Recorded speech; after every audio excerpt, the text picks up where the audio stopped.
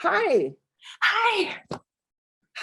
I just have to remind you and everybody that that when I travel like that, that my brain arrives 3 days after my body.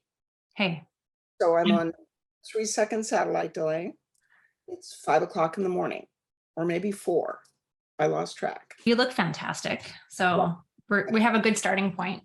Makeup and stuff. Yeah. Hi. It was so scary while you were gone. There was so many responsibilities that I had. So I feel like I'm like, okay, good. Carol's back.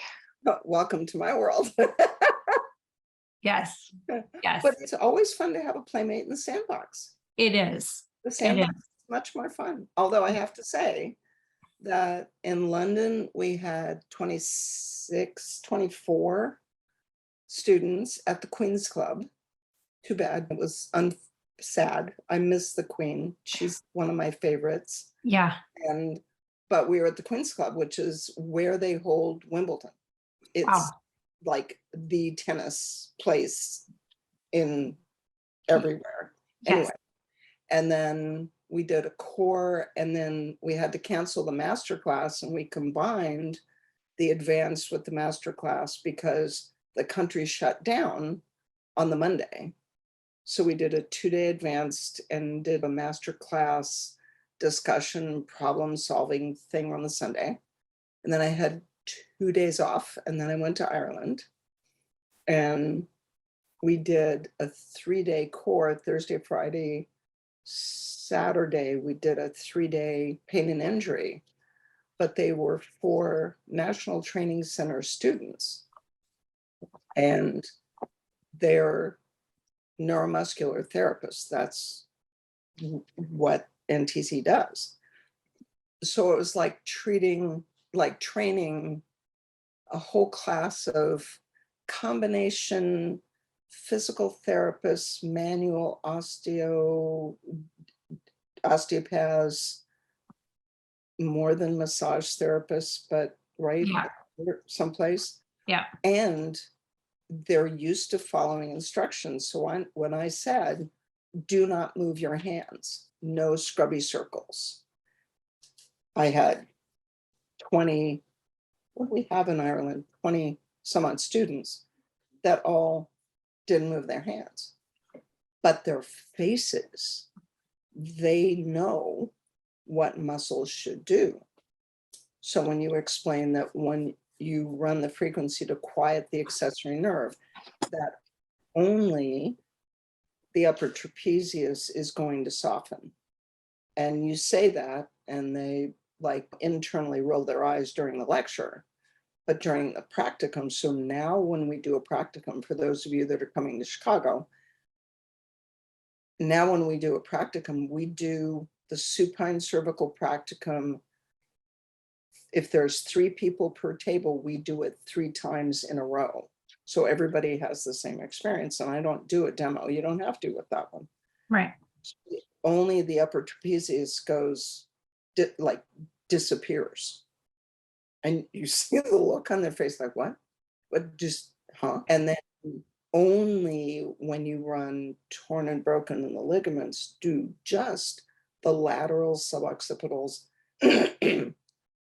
turn to pudding, because the reason that the lateral suboccipitals are tight is to provide stability, because the alar ligaments are asymmetrical. So when you run torn and broken in the alar ligaments, the lateral suboccipitals say, oh, thank God, I'll relax now. And to watch the look on their face was like, it was so much fun. Yeah. And for just that, to the experience that you and I have of that's not possible. Yeah. And then it happens. Yeah. Yeah. And then I went to Germany. It was really fun. I feel like this episode is going to be just a whole bunch of catch up of what both of us have been doing without each other for the past month. And every time you did a podcast, I got a notice of the podcast, but then it was 3 o'clock in the morning, and it's no, not going to happen. Sorry. So what'd you do? Did you have fun? Yeah, as stressful as it was, I had a lot of fun. I'm sure the Q&A might have some differences of opinion, but I had a lot of really great feedback, actually, because Here's the Of thing. course, You don't realize how all-encompassing your brain and skill set and knowledge and mileage is. Because when you and I talk, like we cover so many pieces of that, of all different professions and capabilities and clinicians. And so to replicate that with guests is really tricky. so just to let you know, number one, if you do anything 300,000 times, you make it look easy. You better be good at it or you should find another job. So that's on me. And then the other thing is because, do you remember the speed dating? Yes. When you said, what's your superpower? Yes. That was a game changer because it's the first time I've ever thought of it. Mm. And it was synthesis. So it's when I open my mouth, it's not just me. It's having listened to Roger Billica for 7 years and reading his slides and Jim Oshman and Jay Shaw and Ben Catholi and Dave Burke and you, right? And yeah, so you synthesize all of that and there you go. And there you are. So Yeah. I tried to synthesize. I had that word and message in my forebrain as I was planning out the guests each week, trying to check the boxes. Short of having a veterinarian on, I think I did an okay job. What'd I miss? We had Dave Burke and Ben Catholi, the three of us were on together. And I was worried we were going to break the internet because it was way too much fun. It was hilarious. I got a text message from Ben Catholi at some godly hour, something about give the limbic amygdala a nap, a muzzle, put a muzzle on the amygdala. It's no, give the limbic system a nap. Yes, it's not just the amygdala. The amygdala would be one thing, but when you put it together with the hippocampus, Yeah, and then the thalamus, and when you figure out that everything, every pathway into the brain from the spinal cord goes through the cerebellum, but it doesn't go just to the cerebellum, it goes to the thalamus, then it goes to the hippocampus. So the thalamus says, is this scary?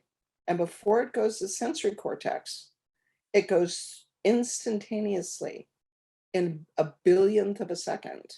It goes through the hippocampus. Did you ever feel this before? Was this scary or bad? And then the hippocampus asks the amygdala, was this scary? Is this scary? Is this scary? Was it awful? And the amygdala says, yeah, it was really awful. And the hippocampus says to the thalamus, yeah, it was really awful. And then before it goes to the sensory cortex, it goes back to the cerebellum. And the thalamus says to their cerebellum, the amygdala and the hippocampus said this was really scary and really awful and you shouldn't let it move. And then it goes to the sensory cortex that says, hey, you're about to move your right leg, but it's not going to do what you tell it to do, so don't worry about it. And all of that happens faster than electricity and synapses. And those are some of the conversations I had with Giuseppe Vicello in Norupen at a symposium that was put on by Time Warner on, I can't even remember the name of it, but it was, and he is a quantum physicist. And it's like, so tell that to Ben Catholi and Dave Burke. I will tell them anything. I just love talking to them, and Fun? They're so much fun, and we were laughing more than anything. So I apologize to the people that tuned in. There's 50 people that were on live. They got a whole bunch of, we were dancing, we were pretending we were like the Brady Bunch. It was just like it was a thing. Oh.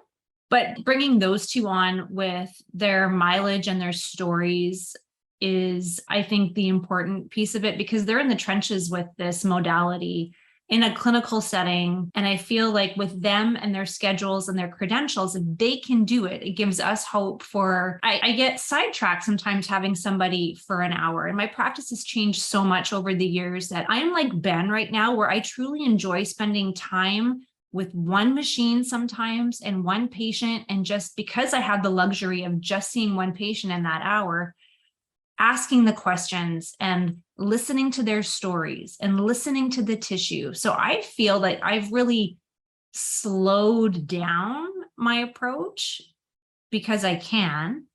And I'm at the part of my practice where I really want to experiment. I want the frequencies to do more. And this is where I have a story to tell you about the frequency that I hated for years, but it's always been burning in the back of my brain that it is a relevant frequency. And I just have not been smart enough to figure out what to pair it with yet. But I think I'm onto something. Okay, go for it. 475. Oh, nerve sheath? Nerve sheath. I've been in love with this frequency. I've been obsessed with this frequency since my first advanced. I wanted it to do something. Yeah, me too. And I've never gotten it to do anything. So I'm really interested in because George made it up. There's no such thing.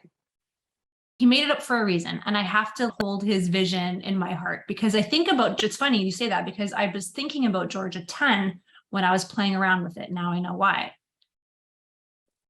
So I think where we are at with frequencies, we're learning so much about the sequencing of them, right? Things are now more time dependent. We have to run this before we run that, or we have to go back to something. So I was always using nerve sheath in a way that it would be like adhered or stuck or scarred like a nerve would be. And it's not, it's the opposite. So when we start talking to like Ben and Dave, and they're all about increasing the vitality and increasing the secretions and nerve trauma, I've been using those once I have almost like how I do with the reestablishing neural connection and rebooting. I've been implementing it after afraid to move it and helping the cerebellum find the tissue by increasing the secretions to the nerve sheath with movement. Interesting. And see, if I was going to think of the nerve sheath, because I'm not there yet, I know. I would think of it as the glial cells. Only thing that, and the glial cells are structural, Yeah. but are also immune modulated. So if I was going to do anything with the nerve sheath, I'd probably do 40. And that's what I was doing all the time. And it didn't work. It didn't do anything. Okay, so vitality. So I'm doing the opposite. Interesting. So and see, yeah, okay, I'll add it to the things I try, because whereas you guys are going to one machine, I take what I think of as neurology and have that and modulate that whole conversation at one time. So I have a picture of 6 machines on one patient in London, and it was to quiet down the hippocampus and the amygdala and the thalamus all at one time, because you do 40 and 89. yeah. And then you do 40 and 92, just forget everything the hippocampus and the thalamus and just forget everything they just told you. And then you quiet down the spinal cord sensitization. That's Jay Shaw. Mm-hmm. Speaking of which, Ben Catholi and Dave Burke and Jay Shaw are all going to be at the advanced in February. I don't know how you're going to do this. I don't either, but I'm so excited because now that my brain is back, I'll have the schedule done by Friday. Okay. Because things have been a little preoccupying since April. Yeah. Here. Yeah. Anyway, so they all know they're coming, and the best bait to get Burke here is to tell him that Catholi is coming, and the best bait for Catholi is to tell him Burke is coming, and the best bait for Jay Shaw is just to ask him to come and do 6 hours worth of lecture in 90 minutes. It's okay. Yeah, and for those of you who have not seen a Jay Shaw lecture in person, it's the most fun you can have. His slides are fantastic. His lecture style is so smooth for such complex topics. You walk out of there thinking, finally, I've got this neurology thing down. He's amazing. Yeah, that's fantastic. And the bait for everybody else is just those 3 headliners that you just said. So I guess we're going to see everybody in Phoenix in February. And the thing I learned in German, because we were working with the MagHealy and the Healy group, was they do a better job of celebrating and team building and acknowledgement. So for everybody that hears this, either in person or on YouTube, we're going to celebrate at the advanced, and we're going to acknowledge the people that have been with FSM the most, been to the most seminars, been doing this longest. And because it's an advanced that includes case reports, practitioners have the opportunity to share their stories with each other. Yeah. And we have lunch and dinner together. So I'm pretty excited about all that.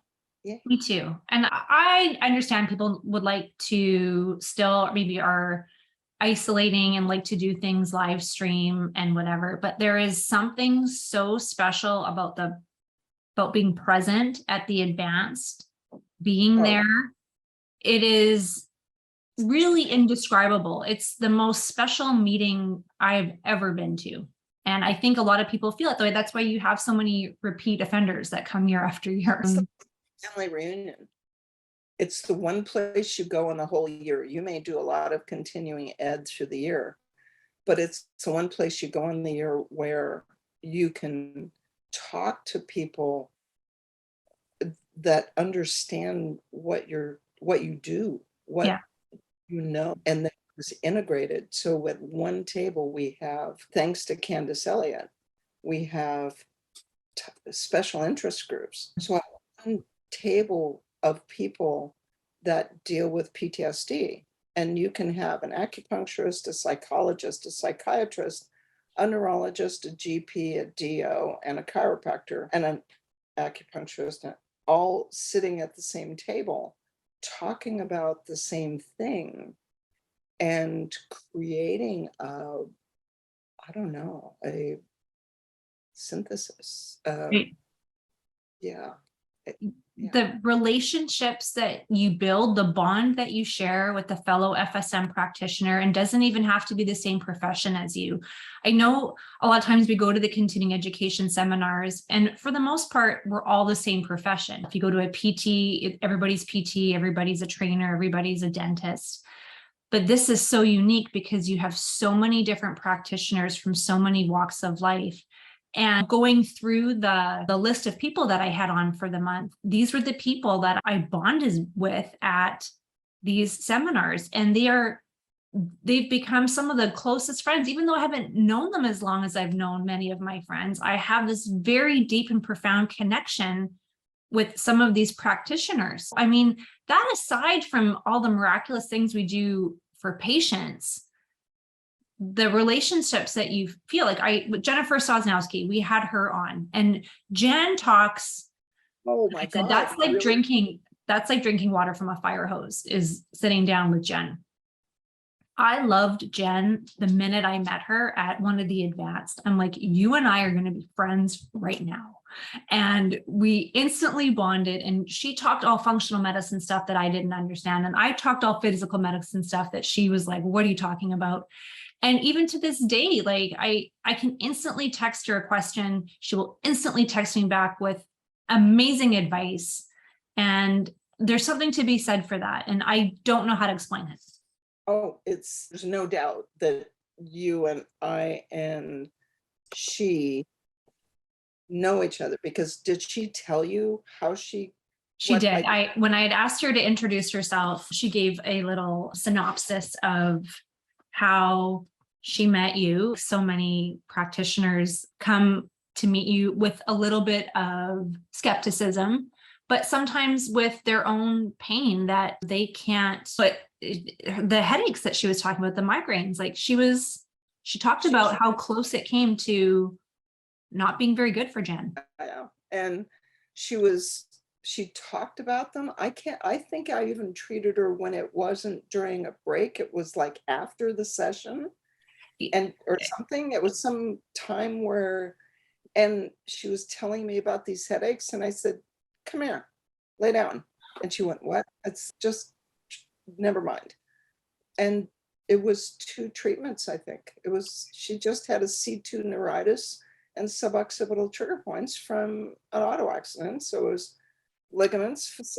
It's the supine cervical practicum. Saved her life and is why she has a child. Okay. No. And once that happens to you, once you do that for a patient is one thing, but once that happens to you as a patient, as a person, especially as a medically trained doctor, you can't unsee that. You can't undo that. So triple blinded peer reviewed study later, it doesn't matter because you know it. And it's like those practitioners you talked about in Ireland, those students.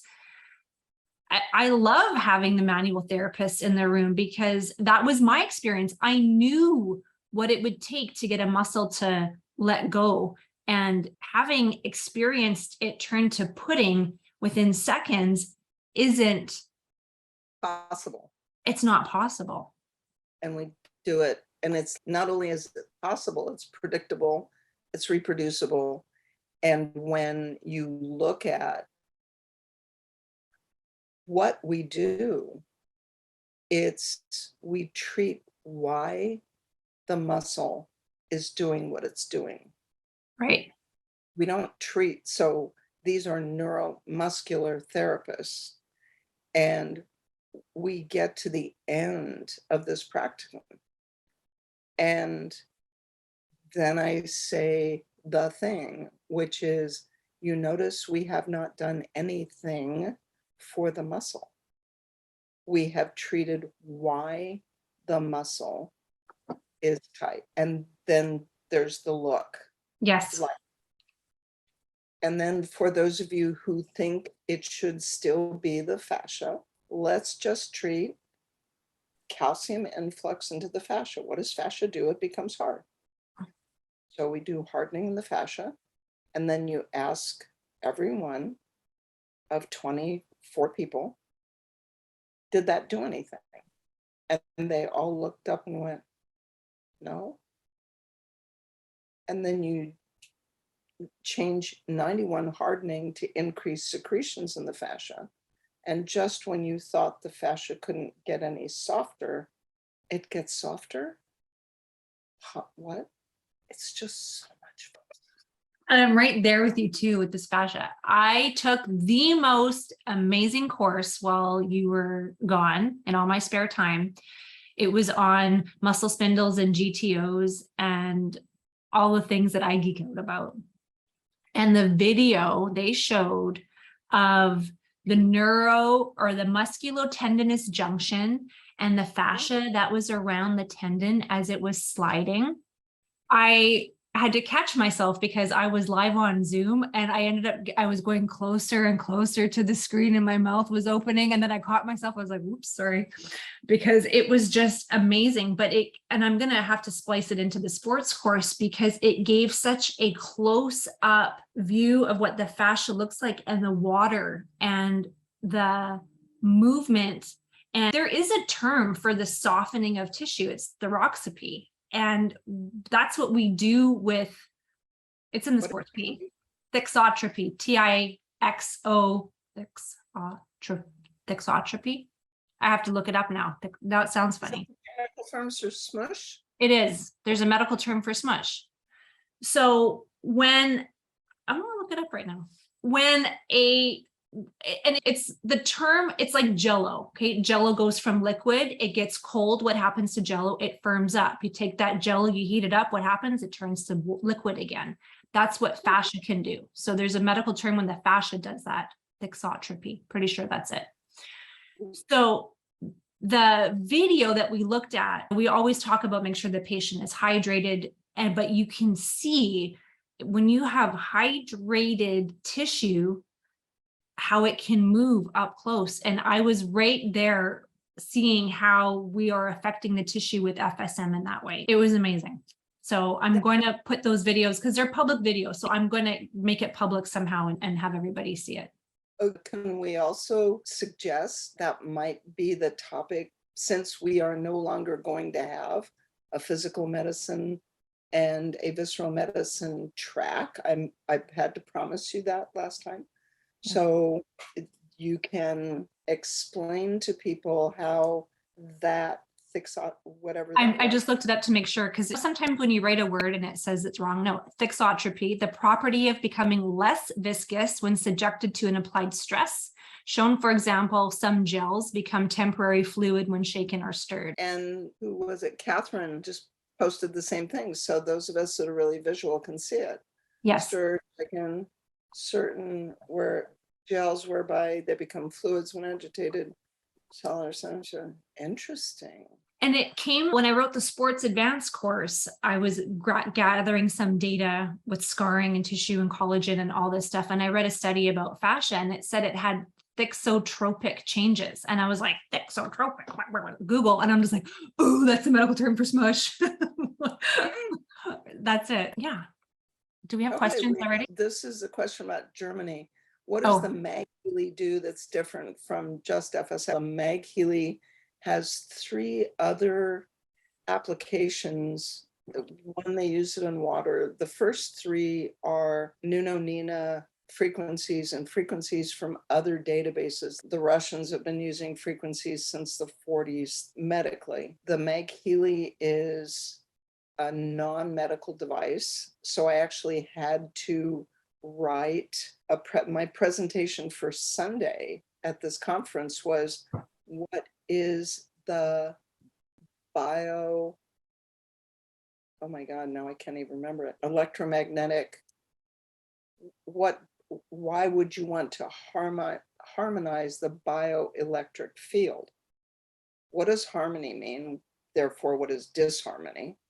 And because it's an over-the-counter device for patients without medical supervision, sold by people who are not necessarily medical providers. So it has no medical uses, but there's the McMakin portion, which is FSM. And I had to give them 24, and then we added another 4. So there's more that are going to be added. I just have to make sure they're okay to be used by for non-medical uses. So what is the bioelectric field? And what does harmonize mean? And to create a lecture that explains what FSM does and leaves out all of our scientific data and creates a lecture that is all basically quantum physics and philosophy, where they meet on the Hill. And this was my conversation with Vicello at lunch, was what in quantum physics, he's convinced that FSM works because of water. Oh, and Jerry Pollack's coming back for the symposium. Yay! I'm so excited, and so is Jim Oshman. So we're going to have another Geekafest of the best, and Juliana Mortensen. I invited everybody. Now I have to figure out how to schedule the best minds in biophysics in the world. It's going to be like a 5 a.m. start to midnight. Yeah, like I could do that. So we're just going to figure out the symposium and case reports. So that's Saturday and Sunday. Wow. And the advanced is Friday and Saturday. And did I mention that I completely rewrote the advanced for the UK? You did. I did. Yeah, that actually happened. Anyway, where was I? Oh, that's what the MagHealy is, the McMakin section of the MagHealy. And it's a puck. It's in my suitcase still. I didn't unpack it yet. And it's straight up 2-channel microcurrent device with 25 FSM protocols. And we had to name them something harmony or harmonizing something, because you can't have anything medical. So you can't talk about pain. You can't talk about much of anything. And that's because we are now big enough that we are on the regulatory watch. They're watching us. And so we have to be very careful what we say about it. It was really fun. It was the coolest because when you think about what FSM does actually with tissues, I can talk about cell signaling in a medical environment and talk about what cells do and how the frequencies affect cell signaling and what the cell does in response to its environment to a medical audience. And you all know what I'm talking about. Right. So it was really fun. So that's, Catherine, I hope that answered your question. And everybody says you did great. There we go. They have to say that. Come on. Julian has a question on the Q&A. That might be a good time to throw that in now. Do you have? Oh, Leaf, what book did Dave Burke receive from Ben Catholi? What book? Oh, it was not energy medicine. I think it was Neil Nathan. We talked about so many books. It could have been Neil Nathan's Energy Diagnosis. I think that could have been, I have it. I think that's what we could have been talking about. Energetic Diagnosis by Neil Nathan. I think that's what we were talking about. Please correct me if I'm wrong. Yeah, it's a good one. Yes, we needed 2 hours. Yes, thanks, Leaf. Okay, so Julian's question says, we were taught not to polarize negative, but is alternating current the same as polarized negative half the time? And is that fine? Likewise, if connecting the lead incorrectly, red and green on the feet and black and yellow on the neck, will that have the same effect as polarized negative? No, because when you polarize the current positive, this I got from George, what happens is it's an electronics, it's a thing on an oscilloscope, that you have a square wave that goes positive and then negative. Basically, the negative portion of the waveform is just cut off. So you go polarized positive, square wave up, then there's a space, and then there's another blip, and then another blip, and a space, and a blip, and a space, and a blip. So basically, instead of a regular positive, negative alternating flow, and that means the electrons move this way, and then that way, and then this way, and then that way. So what on an oscilloscope goes above and below the zero line, that's current flow. And the short version is that the electrons move this way, and then that way, and then this way, and then that way. And the circuitry inside the machine makes it look like a square wave. When you polarize a positive, it's a blip in a space and a blip in a space. And it's possible, there's some ideas about when you run continuous current, the tissue gets used to it, ignores it, because it's, oh yeah, it's electrons, whatever. And every class we do now, there's polarize a positive, and you then have it alternating, and then you switch it to positive. And in every class, it's now pretty much 50-50. How many patients go smush more with polarized positive? And half of the, I'm thinking of Ireland right now, half of the people nod their head or raise their hand, and half of the patients prefer alternating. And it was Christina Allcroft who used polarized negative. So polarized positive current, all of you physical therapists and people that use electrical stim and have been trained in that know that polarized positive sedates a nerve, and polarized negative activates it. And Christine was trying to treat spinal muscular atrophy, which is a genetic condition that is impossible. There is no gene to do what she did. And she used the solfeggio frequencies for repairing DNA and accidentally polarized it negative. and it worked. And it's, excuse me? But all that means is the electrons moved that way instead of that way. And there was a space. So you polarized it. It's a blip and a space and a blip and a space.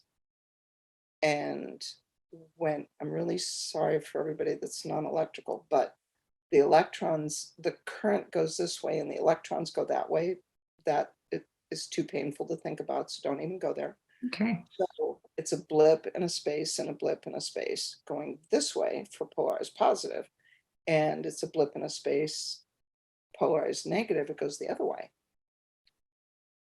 So one, yeah, and that's the polarized negative. Now for the red and green and the black and yellow, as long as it was, so there was a period of time, almost 5 years, when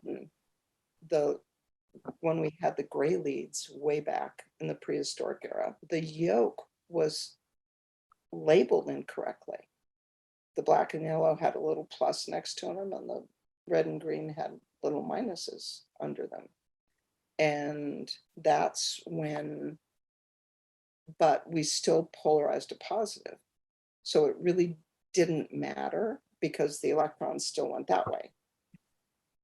But when I teach it, I have to teach red and green, black and yellow, because people really can't deal with it doesn't matter. You need grammar and sentences, and so that you have a feeling that you're doing it right. You guys okay out there? Is that all right? There we go. Oh, there we go. See? Lee Hallwell, ulnar neuropathy condition with negative polarity. All right, back in regular microcurrent in 1989. See? Isn't that cool? When I was like writing the whole wipe and load part, when I was really fooling around with trying to coordinate and increase the drive to nerve, the PT at clinic gave me that. She's like, why don't you try it negative? I'm like, oh, I can't. And then I'm like, but I will, and I will try. And it didn't do anything different. No, but. Oh, Manette just said it's going to become a 3-day symposium. And it's like, there's only so much time that people can take out of their practices. I worry about that. Makes it 5 days. If we do if I can keep the advance to 2 days and we can do a 3-day symposium, we can't do it this year. Of course, you have a oscilloscope, Leaf.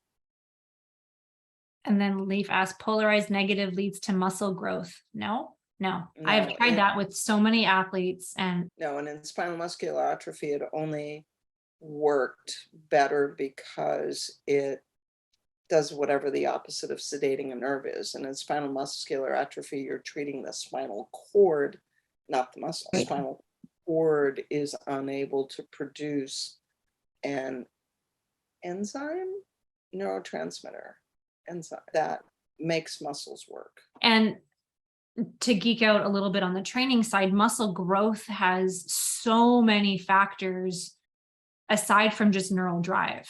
So a muscle hypertrophies, yes, initially you need the action potential to stimulate the muscle, but that hypertrophic change, the actual tearing and rebuilding, is based on so many factors: genetics, nutrition, how fast it rebuilds. Speaking of rebuilding, everybody's going to freak out. I started the FSM Sports Game Changers podcast in all my spare time. I'm interviewing these trainers, and it's not FSM based, but as we know, FSM is. Oops, your internet is glitchy. Pieces of information it's a primarily physical medicine based group.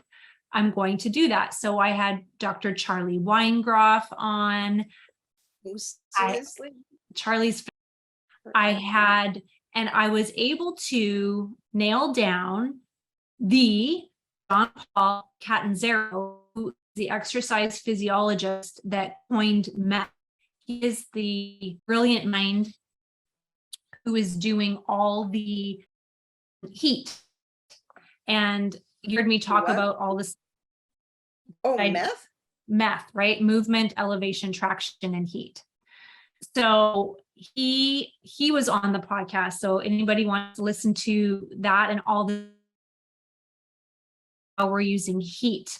You can't dispute the data on how horrible ice can be in certain settings. So going back to those hypertrophic changes, why it makes sense why athletes love FSM, because they're getting away from the ice baths. They're getting away from the vasoconstriction. You need vasodilation. You need those macrophages to come in and clean everything up and take it into circulation. And that's what FSM is promoting. So as he's talking to me about using heat, I'm like having these like explosions in my brain because blood vessels, the frequency for the blood vessels is the same as is the same for the muscle, 62. Duh. Yes.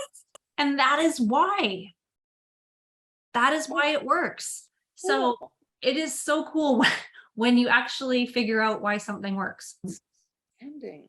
So it's a phenomenal podcast. I ask everybody, just go to FSM Sports Game Changers on podcast or YouTube. It's episode, I think, 3 or 4, John Paul Catanzaro. All of his data is on his website, but it really helps. And he even talks about how using heat is amplified by using microcurrent. And he's not a microcurrent person. And then we talked after and he was like, oh, you're actually doing that because you're using the hot, wet towels and FSM.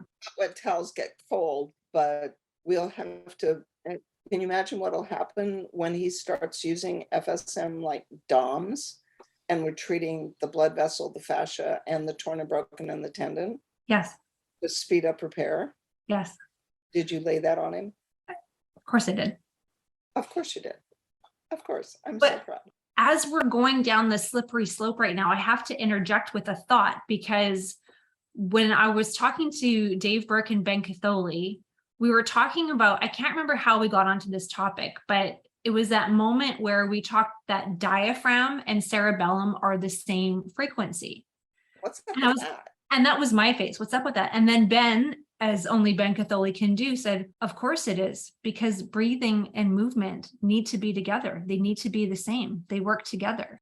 That's what I said. And I had this I'm like, you're just like this poetic, stoic explanation of course, diaphragm and cerebellum are the same frequency. Why wouldn't they?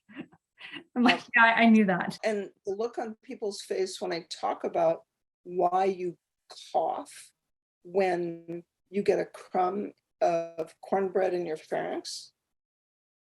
So C3, 4, and 5. Keep the diaphragm alive. Keep the diaphragm alive. Everybody learned that, right? And there's a nucleus for that in the spinal cord. And so here's my 3 fingers, and there's C3, 4, and 5. Yeah. And there's nucleus in the spinal cord for the vagus nerve, sensory fibers in the pharynx that make a nucleus in the spinal cord between the vagus and C3, 4, and 5. So the sensory fibers of the vagus stimulate C3, 4, and 5 to fire directly to the diaphragm so that you cough before the message from the spinal cord even gets to your sensory and motor cortex that says, hey, I have a crumb in my pharynx. Being aware of the crumb in your pharynx is not important. Coughing in the spinal cord, that's important. That just, once you see the vagus, you can't ever unsee it. No, that is true. And it makes me want to just go back and call everybody before I knew how to treat the vagus. They all need to fly to California and see me again. Yeah, really sorry. It's like I want to call everybody that I saw between 1997 and 2008 and say, I'm really sorry. You should come back because I could fix that now. Because you have to turn on the vagus so you can turn down the immune system so your back pain will get better. Excuse me? I know. And that is such a concept when you throw out to somebody and they're just like, What? Okay. What do you mean? Was I molested, abused, or did I have an accident or surgery prior to the age of 7? Excuse me? What's that got to do with my low back pain and why I heal with inflammatory changes instead of heal normally. So you talk to an audience about, you know, how the patient's x-rays are horrible and they have no pain. Yeah. And you know how the patient's x-rays are crummy looking, but not as bad as this other guy. Right. They have a little arthritis in their neck or low back, but they have horrible pain, no pain, bad, worse x-rays, lots of pain. What's the difference? In the journal Spine, it says the difference is whether you heal with inflammatory changes or whether you heal without inflammation. What's in charge of that? The vagus. Oh, okay. So everybody that I saw between 1998 and 2000 and actually 18, you should come back. What do you think, what are we seeing as far as how long results are lasting when we're treating the vagus for things that are? Good question. It Okay. depends on what's turning it off. I knew you So were going to the say that. Yeah, the vagus is turned off by infection, stress, and trauma. So what is their living situation? How much stress are they under? Are they an MD that works in the emergency room, the OR, interventional cardiology, certain medical specialties? Are they an athlete? Are they a police officer? Are they a newsaholic? Are they on social media all the time? What's their life like? How stressful is it? Infection. So I treat my vagus every night because I have still a pocket in the back part of my sinus, the very bottom, where no drugs can get to it. I have a pocket of infection left over from my mold infection and my jaw infection. It's like, it's right there on the right-hand side. And the vagus is turned off by infection, stress, and trauma. So I have stress and I have infection. There we go. So I treat it every single night. How long does it last? I don't know. I do pretty well most of the day. I'm an N of 1, but you look at patients, infection, stress, and trauma. Right. So athletes, every night, you turn it on. Why? Not because it's going to stay on, but because when they sleep is a time when the vagus digestion is quiet. So what does the vagus do at night while you're asleep? It's not doing much with digestion. So it's a good time to have a conversation between the vagus and the immune system. Nobody else to talk to. Your heart's beating, yes. I keep your heart rate nice and slow so the vagus is active during the night. Keep the vagus controls the immune system, quiets the immune system, quiets blood sugar. That would be a good thing to do at night. You're not eating. You don't need glycogen, assuming you don't have sleep apnea. That's the other reason that treating sleep apnea is so important. So having that discussion. So I did this whole presentation on fatigue. The number one cause of fatigue is sleep deprivation. And we ask people about everything else except sleep. And we test for everything else except sleep apnea. And so the first purchase I made, besides treatment tables and walls in the clinic, was a watch pad. So I could test for sleep apnea at home. So that's, how long is it going to last? It depends. It's like everything else. So we had this chronic fatigue fibromyalgia patient in London, and and she was an 81 and 10, so she had a lot of muscle tendon pain because of loss of descending inhibition. I treated her 3 nights in a row, and when she got home, she had a terrible time with maintaining the results. She went from a 7 incoming to a 2 for 3 days in a row. Wow. And then something happened when she got home. Not sure what that is. Anyway, did I mention my brain is on 3-second satellite delay? And you can be with all the travel. I keep getting these messages. My internet is unstable and I am hard lined in. So I'm not sure what's going on. So if I am glitchy or whatever, I apologize. I almost made it for the full hour. So if I glitch out now and I end with 2 minutes to go, then you're going to lose me. No, it was before in the middle. There's something in your house or your neighborhood that's using upload speed. Something. That's just because every now and then you just, every now and then you just freeze, but you look adorable. So you always freeze in very flattering postures. That's a good thing. And Kevin is the master editor, so I'm sure he can edit anything that is not flattering. I want to make sure that we have all the questions and chat things. I think we're good with the chat questions. I think there were just little comments from Leaf. Leaf asked, why not 160 sinus? Because it's mold. And see, it glitched out again. Yeah, because it's mold. And 160 is pathologic virus, and it wasn't viral. It was an anaerobic infection, and we have frequencies for staph and strep. I could try parasites because I had Entamoeba histolytica. I had a parasite. What do you call that? An amoebic parasite in my jaw, and so we could try other things, but I still don't think the frequencies are high enough to kill a biologic organism. The frequencies that kill organisms are all in the 100,000, 200. It takes two frequencies simultaneously at over 100,000 hertz to kill or explode a biologic organism. FSM is below 1,000 hertz, and that's why I think that what our frequencies do is change signaling. So my vagal tone protocol has mold and parasites. I should add parasites. That's a good idea. Thanks, Leaf.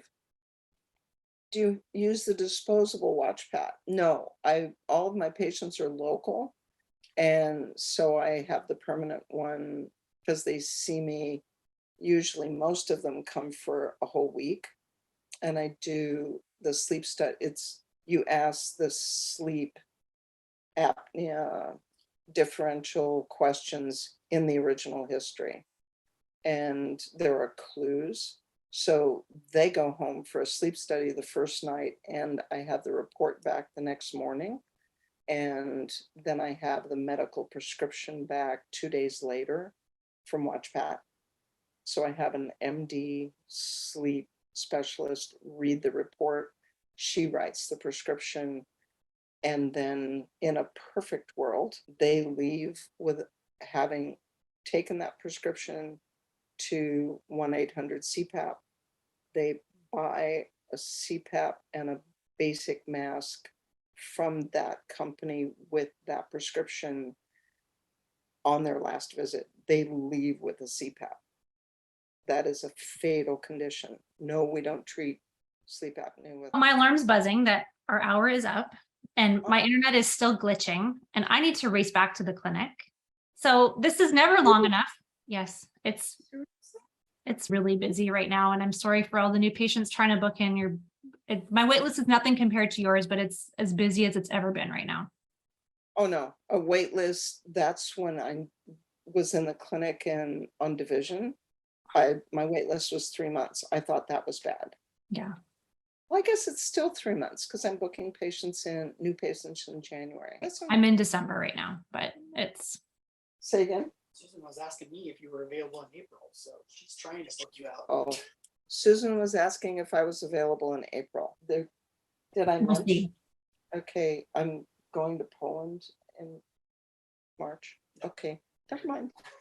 Bye, everybody. We will see you all next week, and we'll catch up even more then. The Frequency Specific Microcurrent podcast has been produced by Frequency Specific Seminars for entertainment, educational, and information purposes only. The information and opinion provided in the podcast are not medical advice, do not create any type of doctor-patient relationship, and unless expressly stated, do not reflect the opinions of its affiliates, subsidiaries, or sponsors, or the hosts or any of the podcast guests or affiliated professional organizations.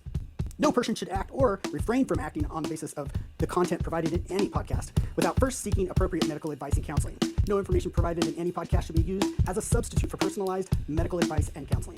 FSS expressly disclaims any and all liability relating to any actions taken or not taken based on or any contents of this podcast.